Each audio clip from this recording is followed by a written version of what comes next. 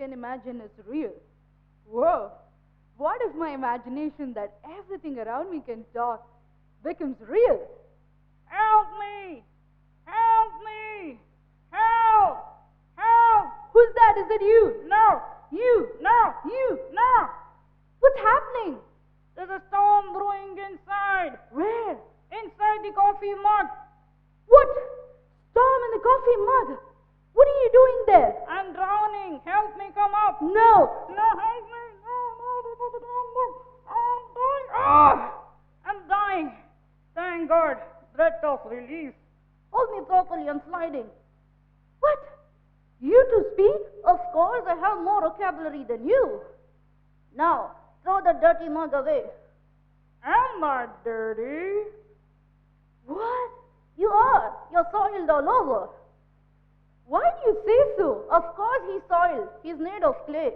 Shut up, you son of a pulp. Hey, I'll mug you. Do so if you want to be booked for life. Okay, mug, book, quit calling. Let's sing a song together.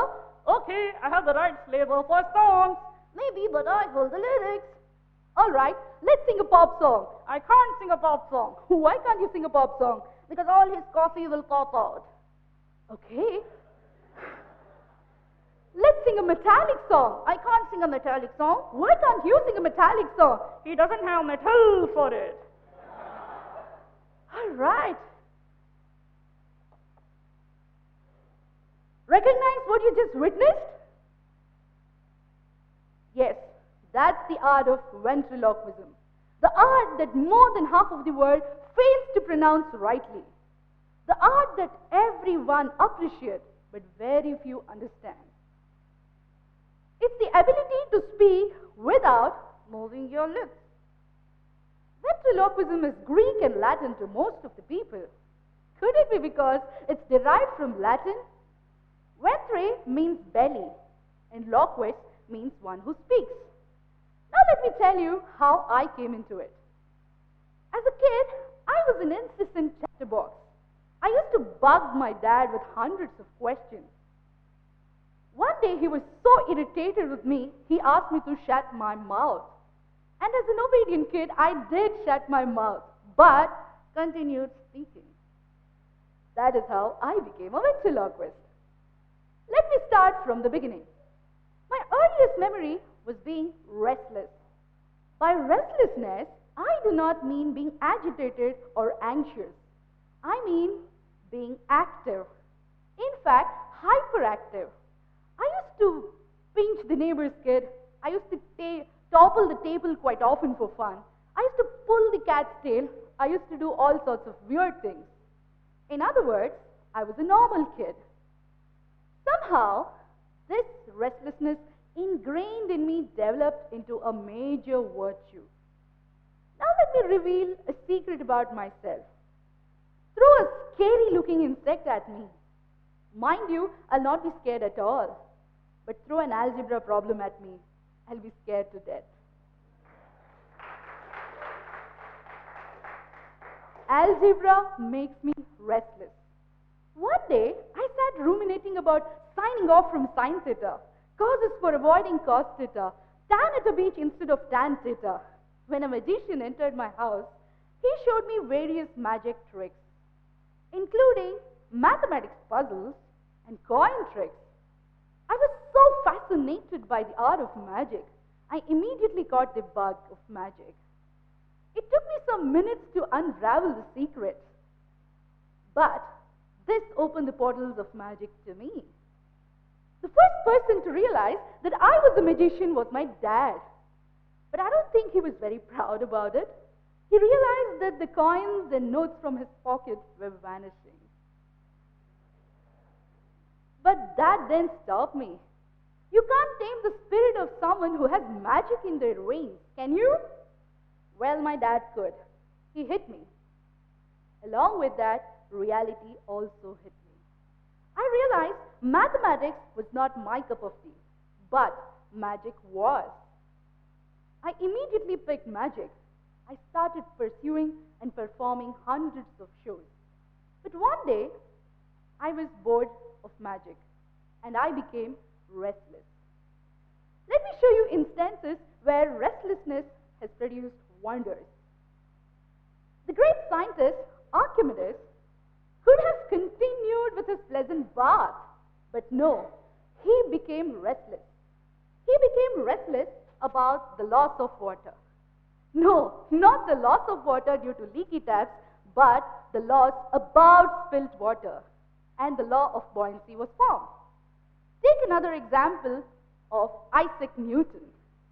If an apple were to fall on my head, at best I would have eaten the apple and gone back to sleep. But no, he became restless. He questioned, and the gravitational law came into existence. Shankar Nag, the doyen of Kannada films and theatre, always used to say, be restless to achieve more. He also said, work hard when you're alive. You can always go back to sleep after death.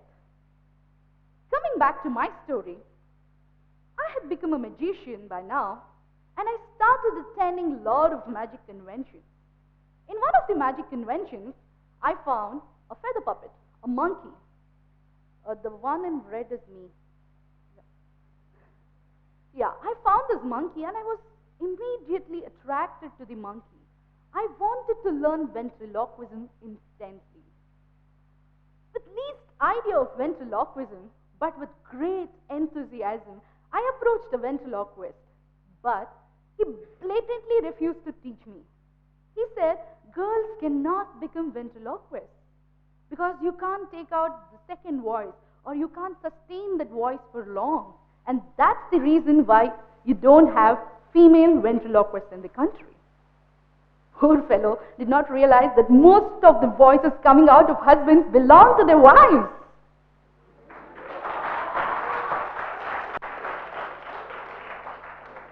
Be it as it may, I came back home dejected and narrated this incident to my mother. She told me a beautiful story. Once, a shoe company sent its salesman to an island of tribals. On reaching the island, the salesman wrote back saying that, please do not send any shoes. The tribals over here do not wear any footwear, and I will not be able to sell even a single shoe. In due course, another salesman came back to the same island, but his views were diametrically different. He said, send shiploads of shoes. None of the tribals over here wear any footwear, and this is the best place to sell all our footwear. The first one saw the closed door, while the second one saw a beautiful opening. Now, my dear child, be like the second salesman. Look at the beautiful opening before you. Grab this opportunity and practice till you achieve it.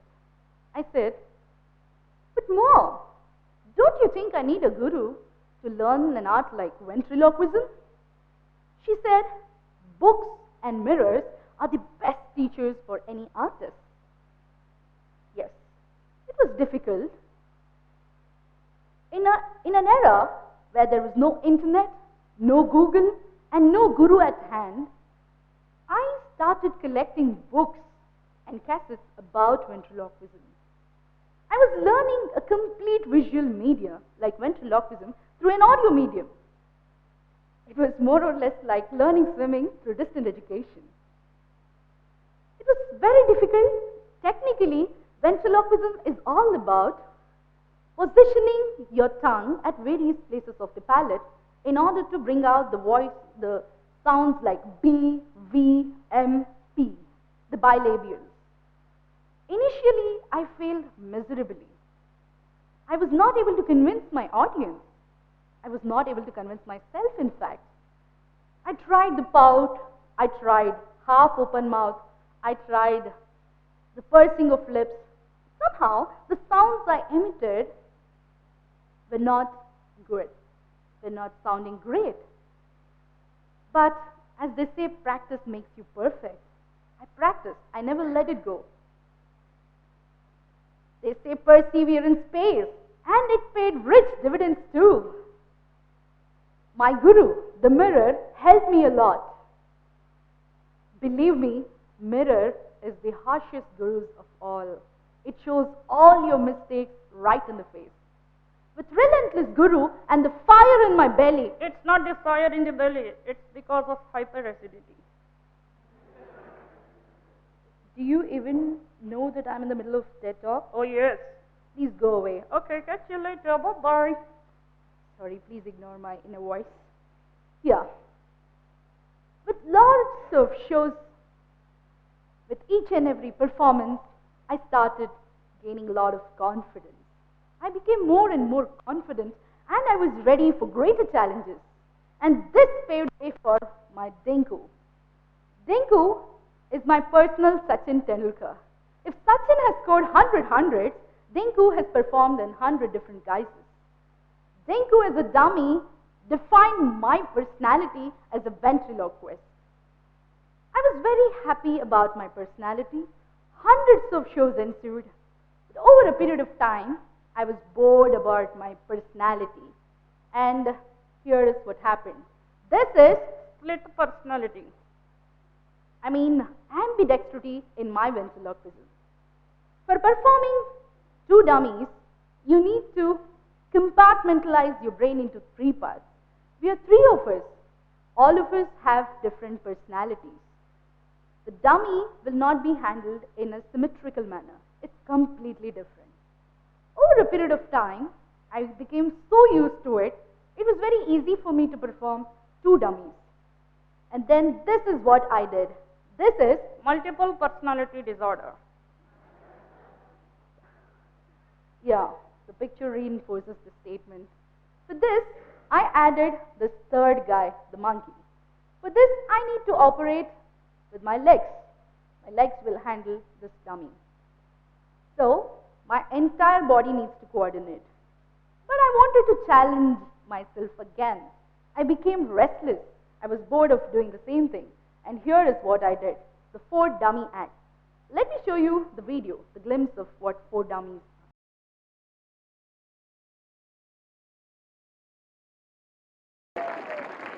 Indu क्या है एक बात पूछूं? हाँ पूछो। तुम्हारा भी कोई टैलेंट है या ऐसे टाइम पास करने आई हो? हाँ है। मैं एक साथ 5 आवाजों को शफल कर सकती हूँ, वो भी फटाफट बिना मुंह खोले। Ready 1 2 3 start. एनामेनाडिका डोडोनिको मकनकनका चिकपिकारिका एनामेनादिकारिका डोडो दमनिका मकनका मकनका चिकपिका रोलरिका रंतंतो शिरंतंतो शिरंतंतो। Let us make this faster. Enaminadiga, dodomanika, makanaka, chikapikarika, enaminadiga, dodo, damanika, makanaka, chikapika, rurika, rampanpo, sharampanpo, rampanpo, sharampanpo, rampanpo, sharampanpo.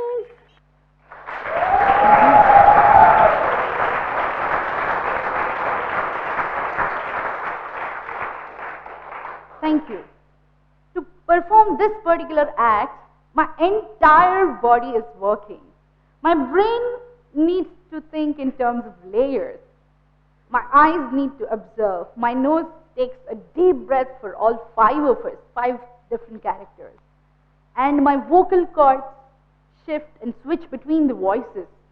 My hands work on different levers. Each dummy on either side would have levers for their brows, eyebrows, and eyeball movements, and then jaw movements, and the head movement, and each guys have different voices. And the guys towards the end are operated with my legs. That is, I'll have 4 pedals, 2 for each leg. No goofing up with the voices, no goofing up with the dialogues, right kind of voice, the right kind of dialogues. I need to remember my dialogues. I need to give right dialogue to the right guy and handle the right lever. To perform this particular act, I need to do 32 actions in permutations and combinations.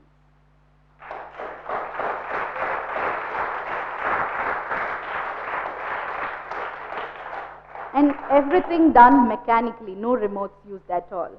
And if you think this is the width of ventriloquism, this is the height of ventriloquism. This is the tallest talking ventriloquist puppet.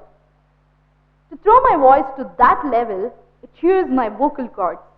But as Dr. Abdul Kalam says, to shine like sun, you'll have to burn like sun first. Now,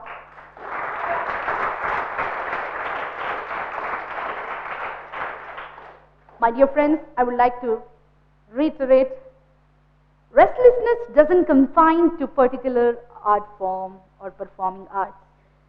You may be an engineer, you may be a student, you may be a technical person, whoever you are, always keep this restlessness in you alive. It will propel you to greater heights. Now I would like to conclude. No, let me conclude. Oops, I'm so sorry. I've got my granny. Would you like to meet her? All right. Yeah, what are you talking about?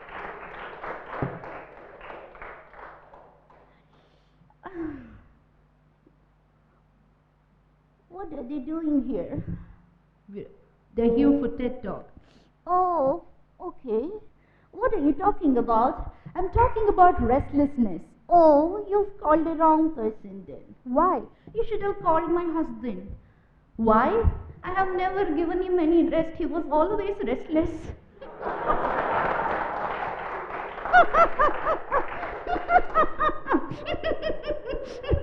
Now, can I call him? No. Can I call him now? No. Why? Because he's resting in peace.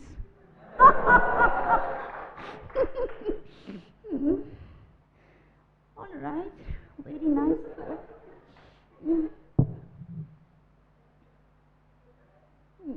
Nice guys over there. Hello, SKCT.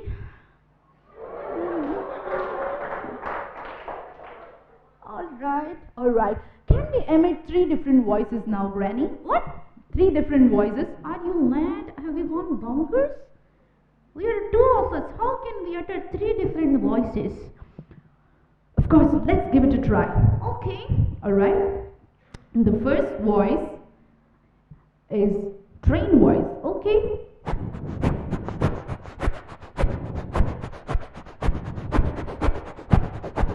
Okay, you will utter horse hooves.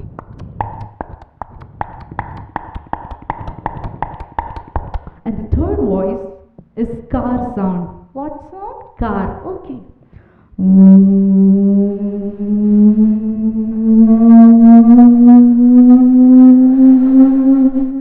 Okay, let's try all 3 together. God save me.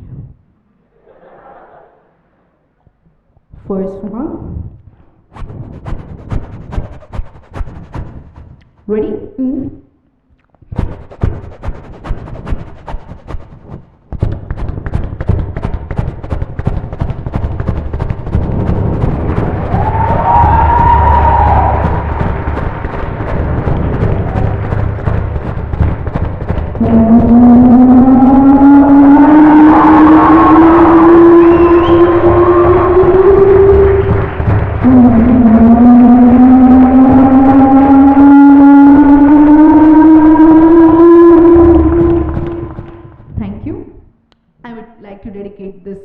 To Mr. Srinivasan and Janardhan, the originators of this sound.